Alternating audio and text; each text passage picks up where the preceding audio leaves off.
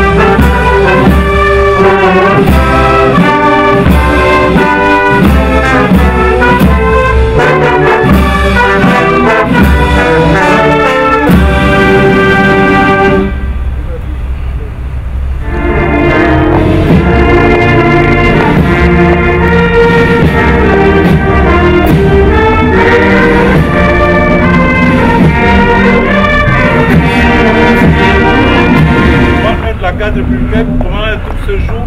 À vous, Monsieur le Président.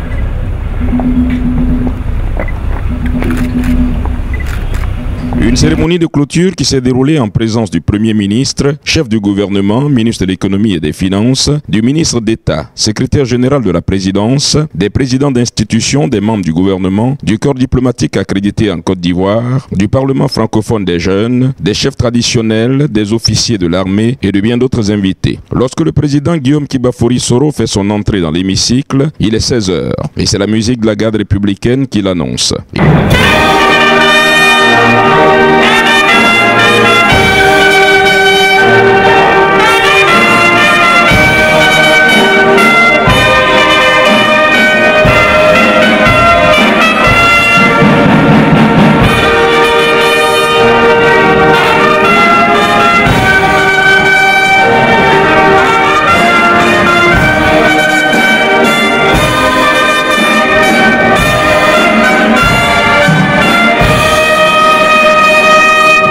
Il s'installe et ouvre la séance. Après l'appel nominal, 212 députés sont présents sur 255. Le quorum est atteint, l'Assemblée peut délibérer. Dans son discours de clôture, le président de l'Assemblée nationale a salué les invités qui prennent part à cette cérémonie de clôture, notamment le Premier ministre, le ministre en charge des relations avec les institutions, les présidents d'institutions, les membres du gouvernement. Aussi a-t-il fait un clin d'œil spécial à ses invités spéciaux, les chefs traditionnels, notamment la délégation de Gagnoa, conduite par son chef, M. Guizier Lambert. Il a aussi parlé des activités de vote de loi qui ont occupé les parlementaires pendant toute la session. Il a également fait un clin d'œil à la loi des finances par ordonnance et à la loi de finances rectificative. Aussi, pour la réconciliation nationale, il a dit sa volonté de se rendre à Gagnoa dans les semaines à venir pour adresser aux populations un message de paix, de solidarité, de vérité et de réconciliation nationale. Comme vous le savez, la séance de clôture est l'occasion pour nous de faire le bilan des activités de notre institution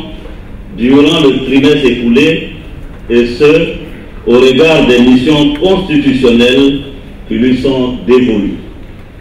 Ainsi, au titre de la votation de la loi, voudrais-je indiquer que sur les 22 textes de loi reçus du gouvernement, ce sont au total 19 qui ont été examinés et adoptés par la représentation nationale après un travail d'analyse et de critique minutieux au sein des différentes commissions permanentes concernées. La production législative de cette première session ordinaire de l'année 2013 est donc forte de 12 conventions internationales, 6 lois ordinaires et une loi de finances rectificative. Dans le fond, cette session aura davantage porté sur l'examen des conventions internationales que sur les lois ordinaires. D'aucuns pourraient s'interroger sur le sens de cette inclination du gouvernement à soumettre au Parlement des projets de loi de ratification que notre Assemblée vote systématiquement, étant donné qu'il ne peut être présenté d'amendements sur les articles des traités ou accords internationaux qui ont été préalablement négociés et signés par le président de la République ou ses mandats. Mais en réalité, messieurs les députés, s'en étonner ou s'en émouvoir reviendrait à passer sous silence le fait que la crise sociopolitique des 10 dernières années n'a pas permis aux gouvernements successifs de remplir sereinement les obligations internationales qui étaient les leurs.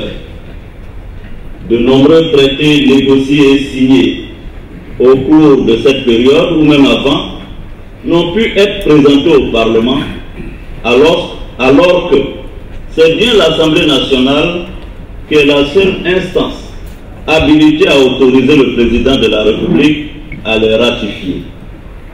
Dans bien des cas, le refus ou le retard dans la ratification des traités peut constituer un handicap pour notre pays dans le domaine économique, social ou politique. Permettez-moi, chers collègues, d'illustrer mon propos par un exemple précis. Il s'agit du vote de la loi autorisant le président de la République à ratifier l'amendement de la Convention de Bâle de mars 1989 sur le contrôle des mouvements transfrontières des déchets dangereux et de leur élimination, adopté à la 3e réunion de la conférence des partis à Genève le 22 septembre 1995. Alors que le décret numéro 94-327, en date du 9 juin 1994, la Côte d'Ivoire avait adhéré à cette convention portant sur le contrôle de ces mouvements. Les gouvernements ivoiriens successifs n'ont pu faire procéder à la ratification de l'amendement à cette convention adoptée en 1995 et qui donnait aux États des moyens juridiques plus efficaces de sanction des trafics illicites de déchets industriels. Le retard dans la ratification de cet amendement a facilité l'introduction dans notre pays d'un cargo toxique et privé l'État ainsi que les populations ivoiriennes d'une protection juridique appropriée au moment du scandale du Probo-Quad. Dans la même perspective et pour les mêmes raisons, chacune des 12 conventions internationales adoptées par le Parlement présente dans des domaines spécifiques un intérêt, je vous l'assure, manifeste pour l'État de Côte d'Ivoire et pour les populations ivoiriennes. Le traitement diligent des projets de loi de ratification est donc une marque de respect du principe de séparation des pouvoirs et il s'inscrit dans le droit fil de la commune volonté de l'exécutif et du législatif de se soumettre aux exigences de la bonne gouvernance. S'agissant des lois dites ordinaires, ce sont au total 7 lois qui auront été adoptées au cours de cette première session et il me faut relever que certaines d'entre elles revêtent un caractère tout particulier en ce sens qu'elles conduisent à une modification radicale dans l'exercice de la souveraineté nationale. Aujourd'hui, de plus en plus, les parlements nationaux doivent transposer dans leur ordre interne des règles élaborées par des organismes de coopération régionale, quelquefois continentale ou universelle. On le voit très bien dans les dispositions de la loi relative à la protection des données à caractère personnel, de la loi relative à la lutte contre la cybercriminalité de la loi relative aux transactions électroniques ou encore de la loi relative à la protection des droits de propriété intellectuelle dans les opérations d'importation, d'exportation et de commercialisation de biens et de services. Cette contrainte dans la définition des politiques publiques heurte bien évidemment la sensibilité de nombreux élus soucieux de veiller à l'existence d'une sphère d'action nationale autonome.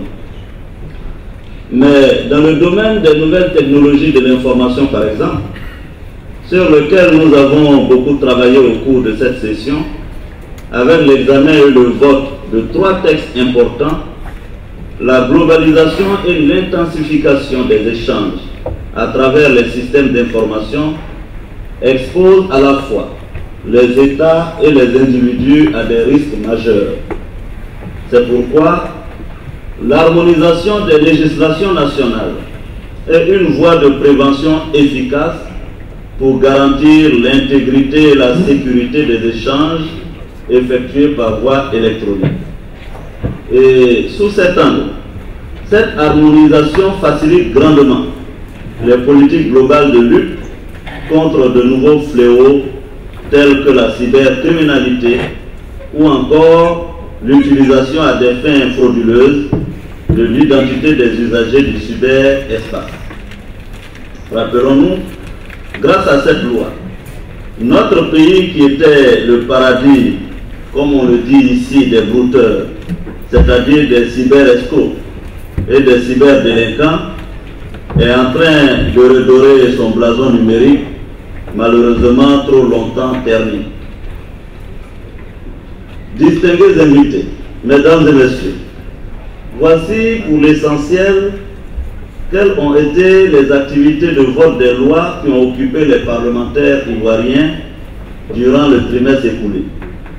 À cet égard, je félicite tous les députés pour la qualité de leur contribution. Mesdames et messieurs, l'Assemblée nationale, comme je vous l'annonçais lors de mon premier discours à Yamoussoukro, entend jouer son rôle de sentinelle vigilant au service du peuple ivoirien jusqu'au bout, et ce, dans le respect strict de la Constitution. C'est ainsi que nous avons exercé notre contrôle a priori sur les finances de l'État en adoptant la loi de finances pour la gestion 2013. Par la suite, à la demande du président de la République et conformément aux dispositions de notre loi fondamentale, nous l'avons habilité à prendre par ordonnance les mesures relevant du domaine de la loi pour l'exécution de son programme économique et social. Nonobstant cela, nous venons de mettre en œuvre notre pouvoir de contrôle financier en examinant le projet de loi portant modification du budget de l'État pour la gestion 2013. C'est dire que notre Assemblée nationale, en adoptant une loi d'habilitation, ne s'est pas dépouillée de ses attributions.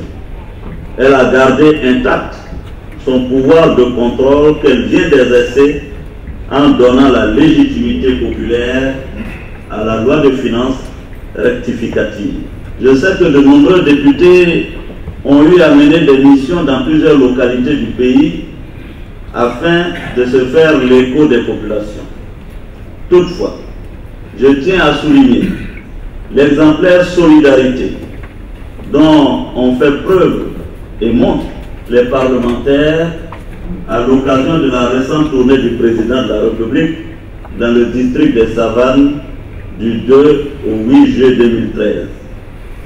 Je pense pour ma part que nous devons en tirer une véritable leçon de proximité avec les populations et que nous, Assemblée nationale, devrions poursuivre à travers des visites régulières dans toutes les contrées du pays. C'est à ce titre que moi-même irai à Gagnoua dans les semaines à venir en relation avec le chef Bizier Lambert pour parler avec les populations. Oui, honorable député, je vais parcourir cette région et je parlerai avec tout le monde, y compris avec les parents de l'ex-président de la République, Laurent Gbagbo. Je veux rencontrer toutes les filles et tous les fils de Gagnois que je connais bien. J'irai dans le Guédié exprimer notre commun désir de République. Je réunirai tous les cadres de Gagnois, sans coloration politique, et nous parlerons vrai. Ce n'est pas dans la défiance qu'on construira la Côte d'Ivoire moderne. C'est en confiance, unie et solidaire, dans le consensus démocratique que nous émergerons. Oui, je me rendrai à Gagnoa pour parler de vérité, de justice, de réconciliation et de paix pour toutes les Ivoiriennes et pour tous les Ivoiriens. Chers collègues, c'est ici que je veux conclure, en vous souhaitant, certes, de bonnes vacances parlementaires, mais surtout en vous exhortant, comme je l'ai fait l'année dernière, à investir vos localités respectives et toutes les contrées où vous en sentirez le besoin pour aller au contact des populations. L'intercession doit être l'occasion pour nous de cultiver la proximité avec nos mandats. N'oubliez jamais, et je tiens à vous le répéter, un bon député, c'est un député réélu. Je vous remercie.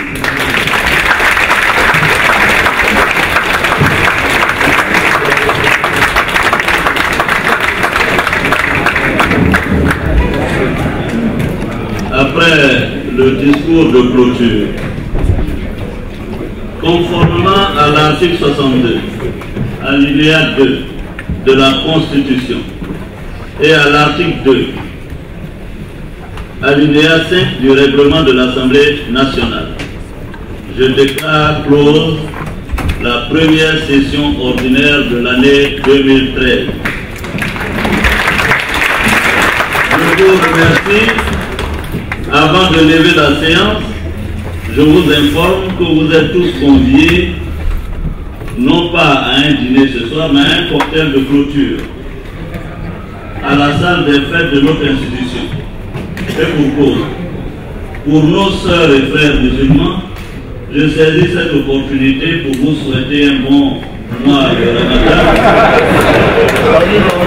et une bonne rupture dans les heures qui suivent. La séance est levée.